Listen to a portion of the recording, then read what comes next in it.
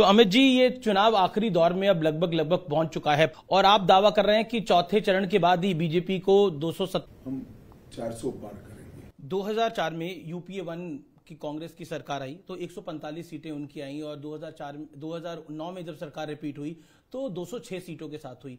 तो तीसरी टर्म की गवर्नमेंट थोड़ी टफ रहती है, हमने वर्ल्ड वाइड ये देखा है। क्या आपको लगता है अमित भाई कि बीजेपी के लिए ये आसान क्यों है? देखिए, ऐसे कोई ट्रेंड्स के आधार पर चुनाव के नतीजों का आकलन नहीं होता है। ट्रेंड्स की बात करनी है तो इस देश में 30 साल से हंग पार्लियामेंट चलती थी। 14 में पूर्ण बहुमत की सरकार आई, 19 में फिर पूर्ण बहुमत की सरकार आई। तो ट्रेंड्स तो तोड़े हैं हमने, कई बार तोड़े हैं और इस बार भी तीसरी बार भारतीय जनता पार्टी की मोदी जी के नेतृत्व में पूर्ण बहुमत की सरकार आएगी और एनडीए 400 पार करेगा।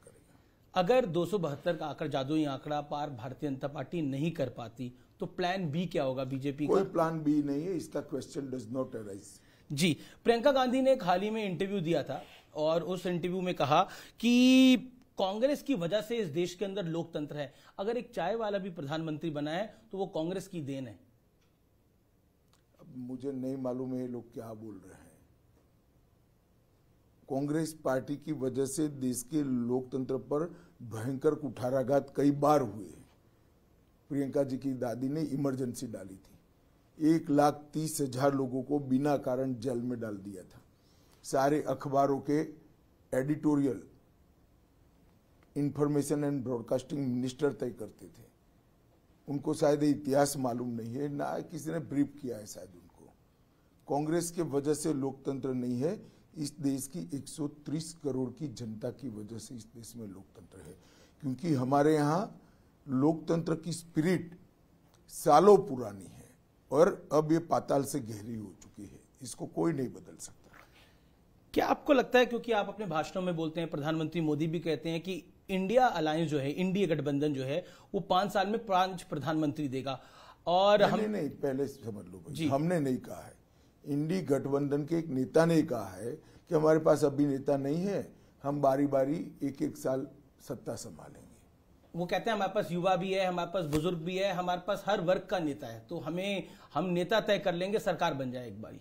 नहीं, वो नहीं, वहां तक नहीं रुकते। 5 साल एक प्रधानमंत्री बनाएंगे, वहां तक जाते हैं। जी, क्या आपको लगता है कि प्रियंका गांधी ने एक अपने कार्यक्रम में बोला कि इस बार रायबरेली की जनता जो है वो सिर्फ एक सांसद नहीं चुन रही, वो प्रधानमंत्री को चुन रही है। क्या आपको लगता है विपक्ष भी थोड़ा कॉन्फिडेंट हुआ है बीते 5 चरणों में? तो रायबरेली की सीट जीतने के लिए शायद उन्होंने कहा होगा, वो भी जान रहे हैं, मुझे तो मालूम नहीं, मगर उनका वैकेशन का प्लान भी तय होगा 4 तारीख के बाद का। रैली में आपने बोला कि अरविंद केजरीवाल एक यू टर्न नेता है, किस कारण से आपने बोला? इन्होंने कहा था कि हम भ्रष्टाचार के खिलाफ लड़ाई लड़ रहे हैं, पॉलिटिक्स में कभी नहीं आएंगे। और फिर पॉलिटिक्स में आगे पार्टी बनाई, अन्ना बेचारे डालेगांव सिद्धि चले गए।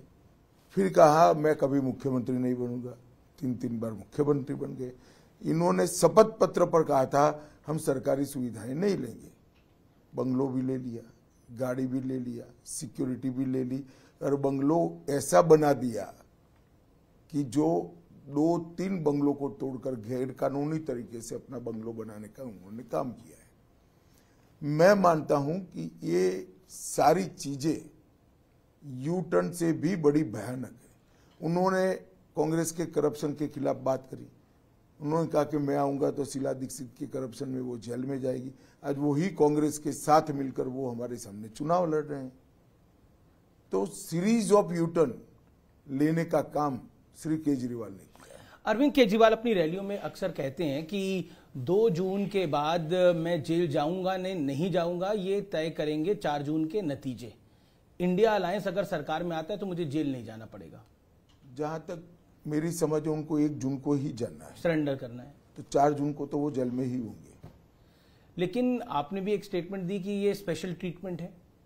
नहीं, मैंने तो जजमेंट के बारे में जी, केजरीवाल जी के बारे में नहीं किया है। क्यों आपको लगता है कि जजमेंट खास है? देखिए, किसी भी व्यक्ति को अपने कामकाज के लिए इस तरह से इंटरिम बेल नहीं मिला है। मानो कोई चार्ट अकाउंटेंट होगा, कोई इंडस्ट्रियलिस्ट होगा, कोई किसान की बुआई का समय हुआ होगा, कोई हज्जाम की दुकान चला रहा होगा, तो उनके भी तो कामकाज है, उनको इस प्रकार के इंटरिम बेल कभी नहीं मिले। कांग्रेस के संदीप दीक्षित ने भी यही बात बोली कि अगर इस तरह की बेल मिलेगी तो कल तो कोई और अगर कोई गिरफ्तार होगा तो वो बेल मांगेगा तो देनी पड़ जाएगी। फिर मुझे मालूम नहीं है, मगर कहा है तो सही ही कहा है। अगला सवाल मेरा है राम मंदिर को लेकर। क्या आपको लगता है कि आप बार बार राम मंदिर का जिक्र लेकर आते हैं, प्रधानमंत्री राम मंदिर का जिक्र लेकर आते हैं, आपके कार्यकर्ता नेता राम मंदिर के नारे लगाते हैं, ऑपोजिशन का मानना है कि बीजेपी राम मंदिर को भी पॉलिटिसाइज कर रही है और कैश करना चाहती है 2024 के लोकसभा चुनाव में? देखिए, ये मुद्दा तब खड़ा होता है जब इन्होंने राम मंदिर की प्राण प्रतिष्ठा में हिस्सा नहीं लिया। अगर वो ले लेते तो वहीं पर बात समाप्त होनी। उनको देश की जनता को बताना चाहिए कि राम मंदिर की प्राण प्रतिष्ठा में वो लोग क्यों नहीं गए। ये एपीसमेंट की पॉलिटिक्स करने के लिए नहीं गए। इसलिए बार बार ये मुद्दा चुनाव में मुद्दा बन जाता है।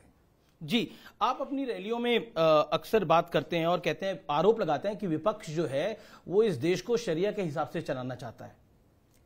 ये हमारी बात नहीं है, उन्होंने ही कहा है, अपने घोषणा पत्र में कहा है कि हम पर्सनल लॉज को इंट्रोड्यूस करेंगे। तो पर्सनल लॉ कौन सा है भाई? एक ही है, मुस्लिम पर्सनल लॉ। लेकिन कांग्रेस से मैंने सवाल पूछा, उन्होंने बोला मिस रिप्रेजेंट कर रही है भारतीय जनता पार्टी हमारे घोषणा पत्र। तो वो पर्सनल लॉज के क्या कहना चाहते हैं उसकी स्पष्टता करे देश की जनता के सामने कि हम मुस्लिम पर्सनल लॉ की बात नहीं कर रहे हैं। उनको कर देनी चाहिए स्पष्टता। लेकिन फिर आप भी तो अपना वोट बैंक साध रहे हैं इससे। नहीं, वोट बैंक कहां से सधेगा हमारा? मुस्लिम वोट बैंक वो साधने का प्रयास करें हम तो। आप दूसरा, मेरा सवाल है, ऐसा नहीं है भाई। उनके घोषणा पत्र में जो चीज है इसको हम जनता के सामने रख रहे हैं। बंगाल में ममता दीदी के गढ़ को इस बार आप बहुत बड़े तरीके से चैलेंज कर रहे हैं। कई ओपिनियन पोल्स ने तो बताया कि बीजेपी का नंबर पिछली बारी से बढ़ सकता है।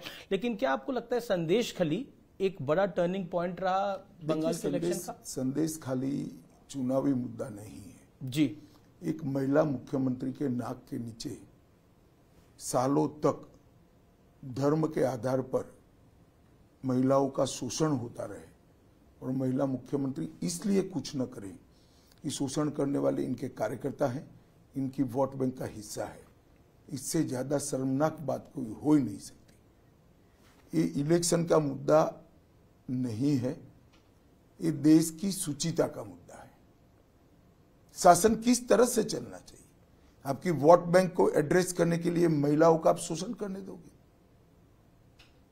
हम निश्चित रूप से इस मुद्दे को इलेक्शन के समय में भी और इलेक्शन के बाद भी बंगाल की जनता के बीच में ले जाएंगे। अक्सर आप बंगाल में अपनी रैलियों में ममता बनर्जी का जो नारा है माँ माटी मानुष, उसको आप बदलते हैं और कहते हैं कि अब मुल्ला मदरसा और माफिया की खातिरदारी हो रही है। क्यों? एक बंगाल के युवा ने मुझे भेजा था जी, मेरे पास व्हाट्सएप मैंने सेव कर रखा है जी। तो ये तो जनता की फीलिंग है। क्या आपको लगता है कि सीए के नाम पर, क्योंकि आप देश की गृह मंत्री भी है, सीए के नाम पर इस देश के एक बड़े तबके को, अल्पसंख्यकों को डराया जा रहा है? बंगाल में कहा जा रहा है कि अमित शाह अगर जीत गया, यानी बंगाल में अगर भारतीय जनता पार्टी जीत गई तो सीए लागू होगा और चुन चुन के निकाला जाएगा। सीए वैसे भी लागू होगा और सीए किसी को निकालने का कानून है ही नहीं। सीए भारत सरकार का कानून है, देश की संसद ने पारित किया है और पूरे देश में वो अप्लाई हो रहा है। जी, मैं कश्मीर की बात करते देता हूं। कश्मीर में भारतीय नरेंद्र मोदी की सरकार ने बहुत काम किया है और इस बार बम्पर वोटिंग भी हुई है। इसको आप किस ढंग से देखते हैं? क्या ये वर्ल्ड को, अराउंड द ग्लोब भी एक बड़ा स्ट्रांग मैसेज है भारत की तरफ से? निश्चित रूप से है। देखिए, जो लोग आजादी की बात करते थे, जो लोग अलग संविधान की मांग करते थे जी, वो लोग आज भारतीय संविधान के तहत जो चुनाव हो रहा है उसका हिस्सा बने हैं और स्वागत योग्य है। और घाटी की जनता ने भी बढ़ चढ़कर वोटिंग की है। सारे रिकॉर्ड टूटे हैं।